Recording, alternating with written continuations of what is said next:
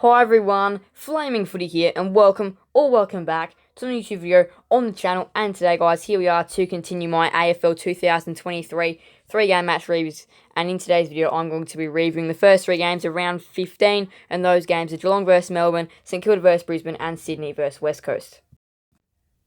Alright, first game of the round on the Thursday night was between Geelong and Melbourne at GMHBA Stadium. A huge clash this one was going to be for Geelong and Melbourne, both in their respective seasons.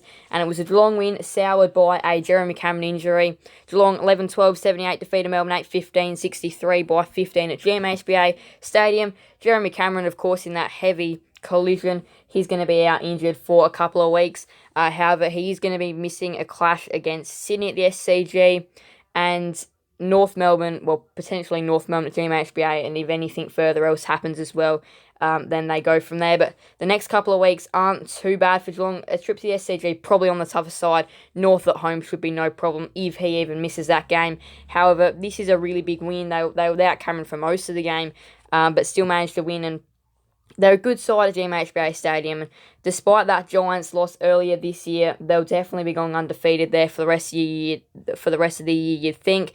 They still do play a couple of tough sides down there, but most of their games down there are winnable. And the reason why I still feel like they'll make finals is because they have a ton of games still down there at GMHBA, and they're so strong down there. That's why I feel like you can't leave them out of the finals due to how many games they've still got down there, with the GMHBA Stadium completion of that new stand nearly done. However, on the Thursday night, it was a very nice win for the Cats. Melbourne challenged at all times. The Cats were the better side in the first term. Melbourne finally picked up their game in the second and third quarters. In the final quarter, those 6-2 goals, Geelong absolutely flew away. AFL fancy, Petrarca 125, 120 Duncan, 102 Rowan, 100 Stewart. 3 goals for Rowan, who was big in the game. 2 goals for Pickett, Bruin, Smith, and Fritsch. That's Joel Smith. 33 disposals for Petrarca, 25 for Rivers, Viney, Brayshaw. Marks, 9 for Stewart. Tackles, 9 for Atkins. Hit-outs now, 26 for Stanley, 23 for Gawn, 19 for Grundy, 5 for Van Rooyen, 3 for Blitzarves, 2 for Hawkins. Team stats now where it was even in inside 50s, 53-52 in favour of Geelong. Geelong won centre clearances 11-9. Demons smashed them in stoppage clearances though, and they also won contested and uncontested ball, did the Demons. So they couldn't win the game, but they still won those areas. Geelong took more marks inside 50, which is rare due to what Melbourne can do so well. And then, Geelong did lead for most of the game. It was a really intriguing clash on the Thursday night. But in the end, due to a nice last quarter blitz, the Cats were the better of the two sides. Alright, now onto the Friday night. St Kilda vs Brisbane at Marvel Stadium. St Kilda 8-56 defeated by Brisbane 12-84. Brisbane win by 28 in the end. Now, this game was probably going to decide the top 4 hopes, and both these two sides, to say the least, have been disappointing at times this year, and there was going to be a loser on this Friday night clash, and it was quite a big win in the end, and St Kilda definitely disappointing on this night for sure. They only really played one solid quarter, and after that just weren't great, and the solid quarter was not the first quarter. They allowed the Lions in the first half to get out to a very nice, comfortable lead, and Brisbane had accuracy problems. St Kilda didn't.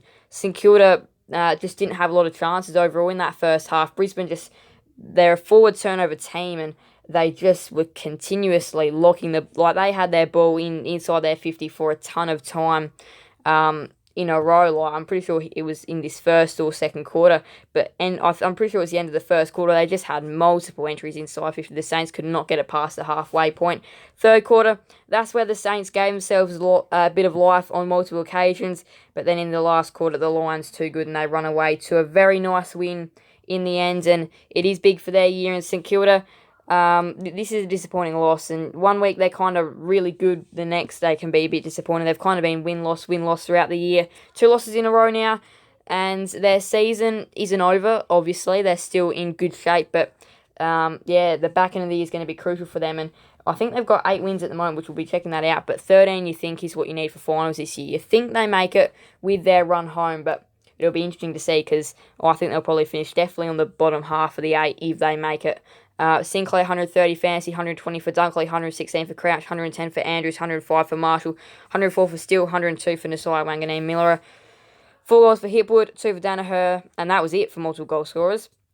Disposals, 36 for Sinclair, 29 for Neil, 26 for Dunkley, 25 for Crouch and Hill. Marks now, Harris Andrews, who had a great night. He was the reason why the Saints couldn't go forward. He had 14 marks, 9 for Wilmot. Tackles, 12 for Steele, 10 for Crouch, 7 for Dunkley and Ashcroft, 34 hit-outs for McInerney, 30 for Marshall, 4 for Owens, 2 for 4, and Danaher. Team stats now, where 43 to 54 inside 50s in favour of Brisbane. So St Kilda did straighten that up eventually, but look, Brisbane, they had plenty more entries, and it felt like the Saints probably shouldn't have had 43. They probably should have had maybe 30, 37 or something like that. It just wasn't a great night in terms of entries for St Kilda, and they just didn't give themselves enough chances to score. And I mean, Brisbane were a bit inaccurate as well. They had 5-8 to half time. Clearances, Brisbane won. St Kilda, though, won contested and uncontested ball. So that's 2 games in a row now where the winners of both those stats have gone on to lose the game. Brisbane smashed them in marks, 88 to 124, 10 to 8 marks inside 50, 6 to 14 contested marks. They led for pretty much the whole game, did Brisbane. They were the better side. They win by 28 in what is definitely a big win for their year, and a very disappointing loss for St Kilda. Just to the game now, which has just finished, the Saturday twilight game at the SCG between Sydney and West Coast. And the result was one which was ridiculous. Sydney 31-19, 205 to West Coast 5 for 34.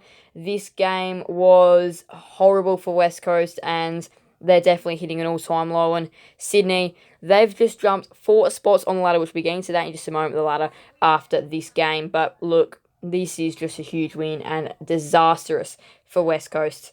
And look, Sydney kicked 9 goals to 1 the first term. Second term only managed to kick 5 goals. Third term they kicked 11 goals, and in the final term they kicked 6. So it probably was a game of ends at the SCG, because they did really well in quarters 1 and 3. Not so well in quarters 2 and 4, but they could have easily scored the highest score ever and beaten West Coast by 200 points. They scored 19 behinds in the end for the game, and you'd be very disappointed if you were a West Coast fan, because you just can't be letting that happen. You just can't be letting that happen. They just got absolutely smashed in every stat.